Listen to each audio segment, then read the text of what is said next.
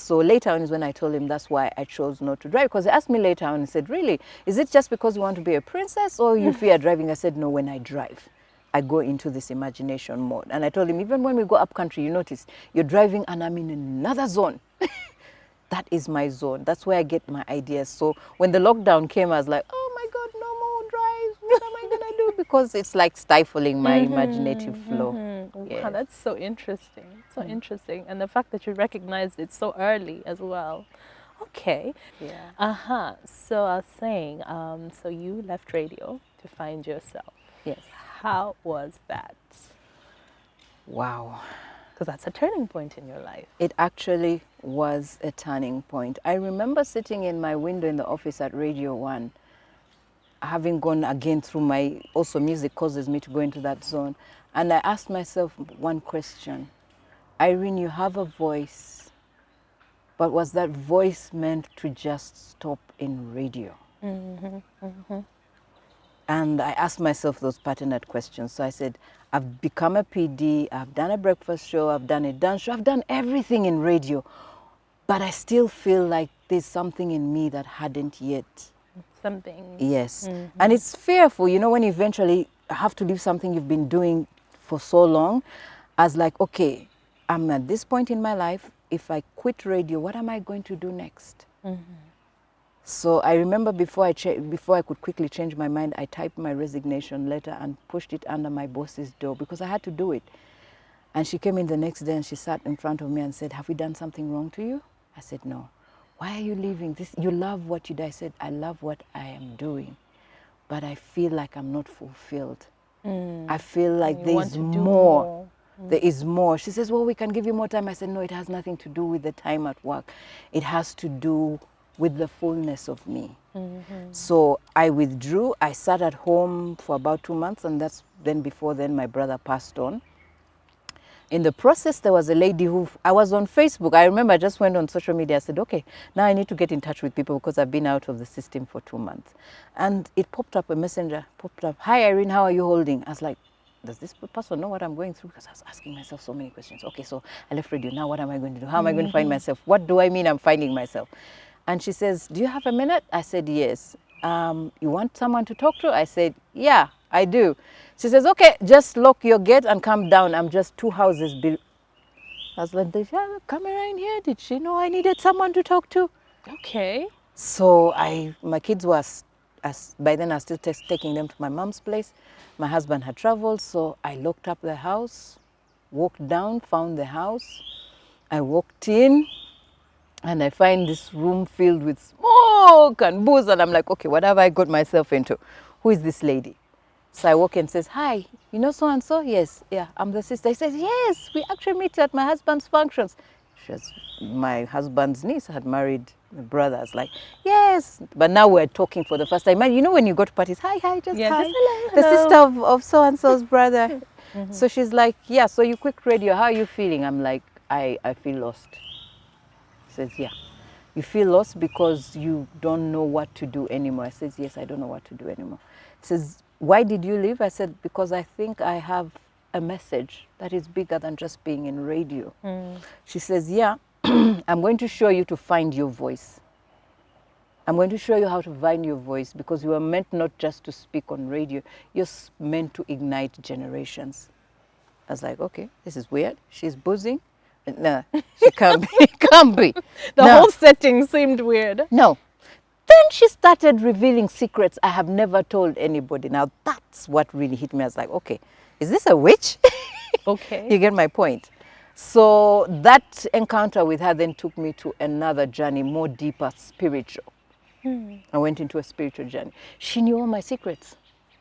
Okay, so I was like, okay. Then I told her, oh, by the way, when I left the job, I had an out-of-body experience. I didn't know. Yeah, I did have an out-of-body experience. Because one day I just woke up and I sat there and I said, okay, I've done everything. What is my life all about? This was before you left or after you left? After I'd left. Okay. So I remember sitting in the living room and I get out of my body. I could see my body in the chair, but I left and I was in another country. And I could hear a voice asking me, Irene, where are you? The moment I got scared, I got back in my body.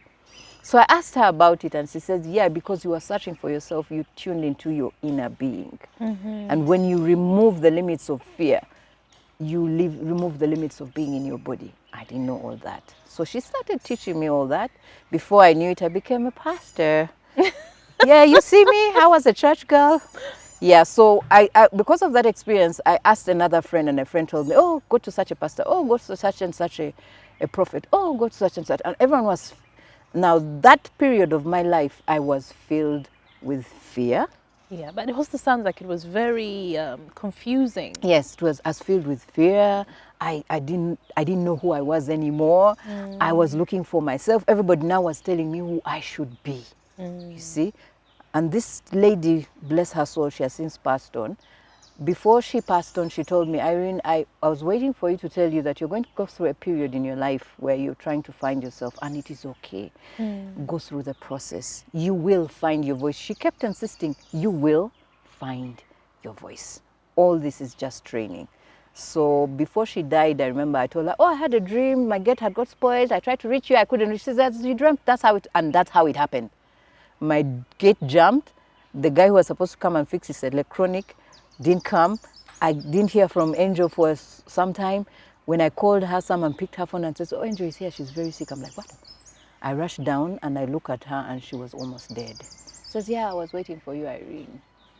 We took her to Zambia. When we got to their personal doctor, she was seated across me. I could hear something in my head saying, she has diabetes. And as you know, like you hear a loud voice. So I asked her, Angel, do you have diabetes? She says, no. We get into the doctor's room and the doctor says she had diabetes. You have to admit her now. She didn't know, she hadn't been treating it? No, she didn't know. So long story short, she passed on and now I was alone again. You know, I was going to tell you God had placed an angel. Exactly. In your And her path, name was Angel. But I stuck to her words. She just told me, Irene, you will find your voice. So she passes on, then I go through my journey of being a pastor girl, preaching in Sunday school. Yes, I did. And then I traveled to Nairobi. I'd even become a leader of a church in Nigeria, Pastor Damina. Yeah, Damina's church. Yes. How did this happen? Yeah, that's my journey of looking for myself. Did you go to Nigeria? No, they were looking for a representative in Uganda, and by then I had already joined a church. I was teaching the Sunday school, and I would preach every Sunday. So they were looking for a representative to represent the church and the philosophy. They believe in Christ and everything. So when I applied to be part of the church, the guy writes to me and says, no, actually we're choosing you as a representative. So I held that port for some time, and then he came to Kenya and says, all those in the region come and meet at the gathering. I traveled to Kenya. A nice lady looked after us there. But when he was preaching, I was seated and I clearly had.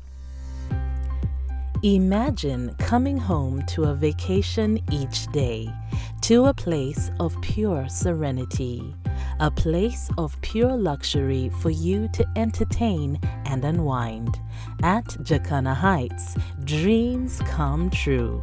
Take your pick from spacious 1, 2, or 3 bedroom apartments and luxurious 4-bedroom penthouses, built to international standards with fine, exceptional finishing.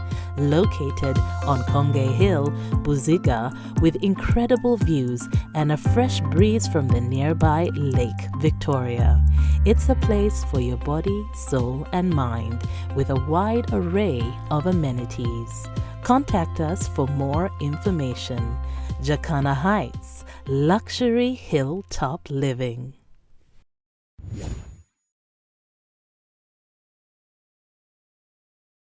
I applied to be part of the church. The guy writes to me and says, no, actually we're choosing you as a representative. So I held that port for some time, and then he came to Kenya and says, all those in the region come and meet at the gathering. I traveled to Kenya. A nice lady looked after us there. But when he was preaching, I was seated and I clearly had in my head, it's time to behead John the Baptist. And I'm like, what? What? What is that? Yeah, I know people will think I'm crazy. So when I went to sleep that night, I asked myself, what do you mean it's time to behead John the Baptist? And doing literature, I understood what the symbolism was all about. To stop, in short, all that message was telling me is stop looking for the power that you are outside of you. Get rid of that thought. John the Baptist, by beheading, it simply means it's an ideology you need to kill. So I was like, okay, what do you mean? He says the power to become who you want to become is inside of you. You have to start believing in yourself. So I remember I came back, I gathered the church members, I told them we're no longer going to gather here. I have to follow my inner power, my inner voice. And I'm going to trust that voice. And I dissolved the church. I stopped going to church. People thought I was crazy. Yeah, I don't do church anymore. Whoa. How was your husband with all this? She's crazy. With all these changes? At one point he thought I was crazy. Then he realized, no, this woman is not crazy. She's actually on a journey of self-discovery. And so he was patient with me after. Because when he saw me jumping from church to church, he says, when you left radio, you got confused. You're jumping from the right yes, I fit. was trying to find myself, Yeah. but that was part of the journey. So eventually when I told him, I think I know what I want to do. I'm supposed to be a voice, but on a bigger platform. I don't know how I'm going to do it, but now I'm going to develop myself and skill myself to speak at a bigger arena. Right now as I speak, I'm under Lisa Nichols' class. I'm attending one of her classes because when I looked at my journey and the people who came into my life, I speak life into people to find their true identity. And when they find their voice, they find who they are, and you align up with what you were meant to do. So that is the course that I'm now on. That's the journey that I'm Now, on. that's a gift that you've had for so long, but Exactly. you hadn't been able I to couldn't really, you know, Yes. define it. Yes. And take full advantage of it. Exactly. So all the incidences I've been through, I think, were part of the journey to help me find it for myself. The power comes when you find it for yourself. Because previously everybody was telling me who I should be. Even as a child, when I look back now, people were trying to tell me who I should be, but I knew who I was. And I know what I'm saying or doing kind of contradicts the social norms, you know, because it is something I've experienced, and I know those who have come into my experience, they know what they're looking for. Because let's be honest, everybody is looking for, we run around calling it purpose, but honestly, everybody's looking for their voice. Because when you know your voice, you will speak from your truth, and the power is there. You connect with the right people to engage with what you were meant to do in your time. Because the moment I started walking that path, I started connecting to people I least expected to. I mean, during the lockdown, everyone was crying. I remember the voice just told me, Irene, get your camera, start saying something on Facebook. And I was like, what am I going to tell people? Just share how you're going through your personal development. In the process, it landed me a free scholarship to learn how to present myself on social media. A scholarship worth $5,000 US. The lady just said, oh, we were looking and we landed on you. So, yeah, that's where I am now. Killing myself to sound like the voice I was called to be. So if someone asks me, what is your voice all about? My voice is supposed to help you find the true identity of you, own it, skill it, scale it up, and serve it. And that's what I was doing also in radio. Someone would come and say, oh, you have this is your gift. This is somehow in my speaking, I would speak that greatness into you and you'd find it. And if you owned it, you'd own your life. Okay. Yes. Okay. Talking about how, you know, you called the congregation and said, okay, guys, well, now moving on. This is ending now. At that point, what clicked for you? What clicked for you? Because it sounds like, you know, you're trying this, trying that, until eventually you were like, also you had to just, I think, calm down and just be like, let me just be and see where to go. So what happened for me then is when I realized I had to stop looking for who I wanted to become through other people's filters. Can we go back? Because I think sometimes we hear these things as women, even as parents, as, you know, men, they keep saying these things, but it can be done differently. So what were these things that were being told to you from the time you were a little girl? From the time I was a little girl, a woman had already been given a role. You know, those social gender norms. A girl should know how to cook. A girl should sit in a certain way. Girls do not climb trees. I was a tree climber. Girls do not chase animals. I got this car because I love the cat so much. I did everything opposite of what the culture says about a girl. I loved being with the boys. You get my point? And then at a certain stage, it was religion. Oh, God is going to punish you for this. God is going to punish you for that. For quite some time as a child, I feared even God. Like, I couldn't pray. Because even when they say go down at night and pray, I'd close my eyes. But I said, why should I close my eyes when this God is going to punish me? So, and for me, I'll be honest with you, my main fear came from the gender bit.